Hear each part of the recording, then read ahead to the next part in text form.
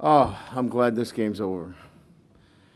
No, anytime we play Navy, it is a chore for preparation. They're very difficult to prepare for because you're dealing with the most efficient and effective operation relative to the triple option in all of football. So I just don't like this week in preparing for Ken's teams, and I'm just excited to move on to the next week with a victory.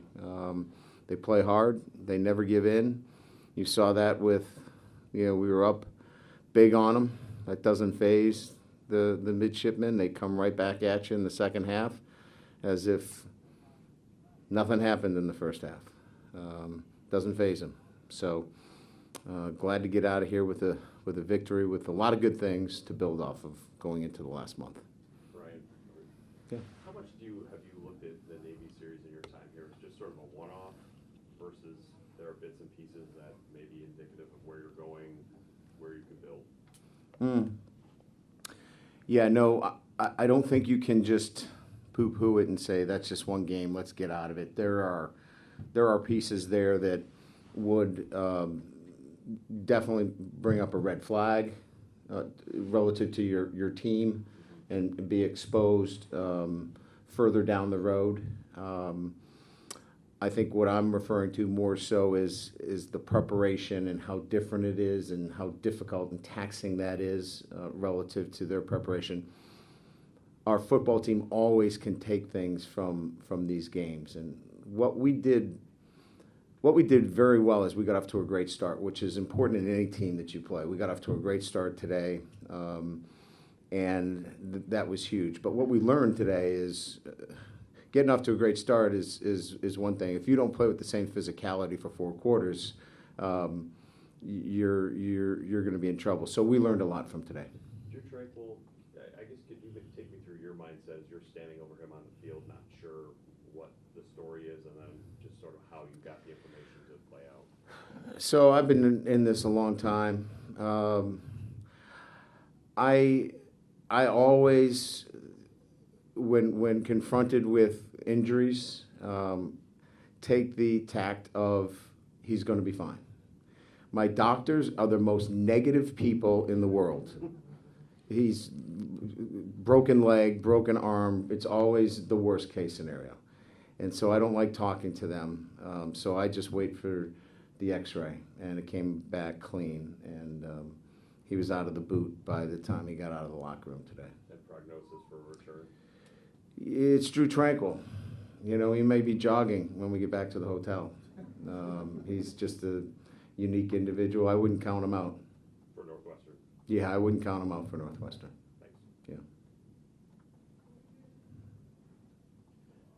Coach, Yeah. You talked about Drew Tranquil obviously went out pretty early. Drew White came in. The kid never played a defensive snap in his career. No doubt. Just assess kind of him stepping into that role? Yeah, and I brought him up in our post game in particular. I'm really proud of players that persevere within the program when at times it looks like their place has not been defined, right? They have to go without, it's almost not even delayed gratification. They can't see the end in sight for him, but yet he continued to work through injury, dedicated himself to get bigger, faster, and stronger, found his opening in special teams, and then found his niche this week with the triple option, and went in there and did a nice job for us. He really did. I mean, you lose arguably one of your best defensive players in the first series against Navy, and it harkens back for me when we lost Joe Schmidt, and things can go awry quickly, and they did not from that position. Drew went in there and did a really nice job. You made some changes on your offensive line this week. Put Aaron at left guard, obviously Trevor at right guard. Ran for 254 yards. I think it was the second most Navy's given up this year on 12 fewer carries than the team's number one. Can you just kind of assess how you felt that group performed tonight outside of just the numbers? Mitts and mitts. I mean, I think we did some decent things. We pass protected very well today. I want to exert our will at any time, and we're not there yet. We have to be able to be more effective at running the ball when teams know we're going to run the football. We're not there yet. We did some better things, but this next month we're going to play teams that we're going to have to exert our will. We're not there yet. At running back, looking at this, my Excuse math me. isn't terrible still. Dexter had 169 yards, just did most of his damage on the ground. Mhm. Jafar finished with 116 yards. His big plays came through the air. Is Mhm. that kind of how you envision that tandem? I mean, I know they can both do both, but is that kind of how you envision being able to attack with that duo?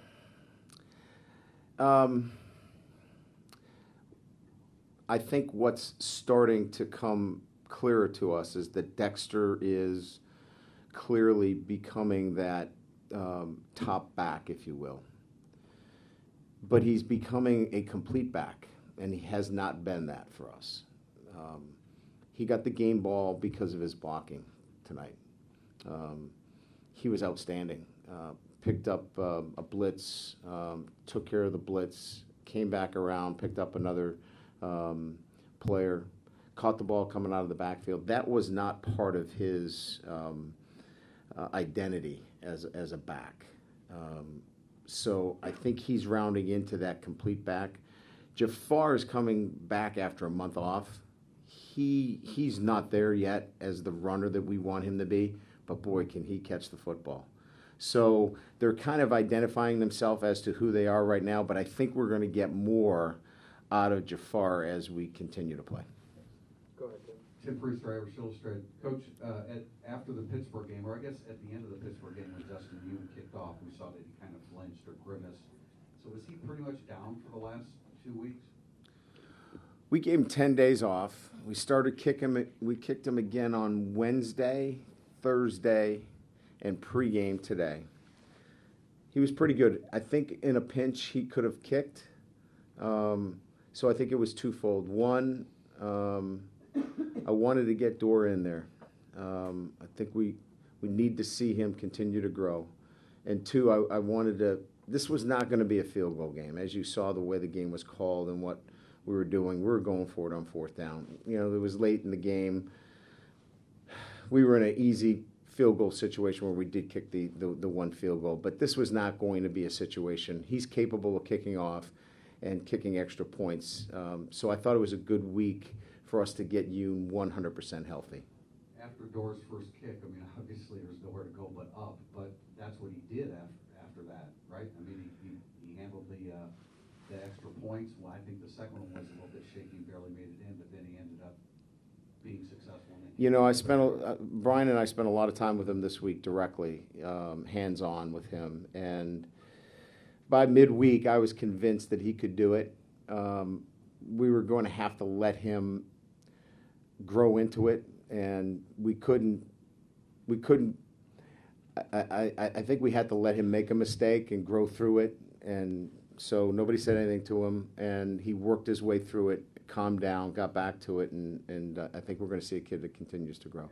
As it relates to defending the triple option, how much carryover was there from the way Mike Elko approached it to Clark Lee? Zero. Zero carryover. Zero. So he had a fresh idea on how he wanted to attack it. No, it was a collaborative approach in terms of what we wanted to do. We went, Mike Elston, myself, and Clark agreed that we wanted to play it much like we did against Army a few years back, much more aggressive approach. And I think we need to take a look at the film in the second half. We got into some zone coverage. We got out of our man coverage in the second half because we were up. Might not have been the best decision. Couldn't play it any better than you did in the first half. We played it very, very well. So we liked our plan. We thought it was comprehensive in what we wanted to do. Now they came out in the second half and did exactly what we thought we did. We had a guy unblocked twice that did not make a play. But I think that they made some adjustments that we needed to adjust to, but we got out of man coverage, got into zone coverage because we were up pretty big. We're going to look at that not tomorrow. We'll look at it in the off season because we're done with Navy and we're getting to work on Northwestern. But we're going to probably have to make some adjustments. Troy Pride less than 100%? Or just missed tackles? You'd have to ask him. Thank you. David, go ahead. Ryan, you talked about Dexter's well-roundedness this season. He's obviously juggling a lot between his mom and having a shortened season in his last year. What has impressed you most about his performance this season? Just his dedication to wanting to be the best player he can be. Not worried about a million other things other than being the best version of Dexter Williams. And that's hard to do sometimes when you're at his stage of being a fifth-year player and not playing in the first 4 weeks. But he is so focused on being the best version of Dexter Williams, it's fun to coach him right now. Go ahead, Juan. Juan Jose Rodriguez, Scholastic Magazine. Coach, the defense kept Navy to just 2 of 12 on third down, and then the offense outpossessed them in terms of time possession. So what did you see out of your defense in being able to get off the field and then put the offense in really good positions? Well, first of all, getting up on them, right? Getting the lead, put them in some predictable situations. So a lot of that third down that you mentioned was first half. Second half, we got them behind D&D if they didn't score. So a lot of that was Julian Okora was outstanding. I mean, what really stood out to me on third down was his effort was outstanding in the fourth quarter, getting after it. And so I think just having some elite players that got after it late in the game was the difference.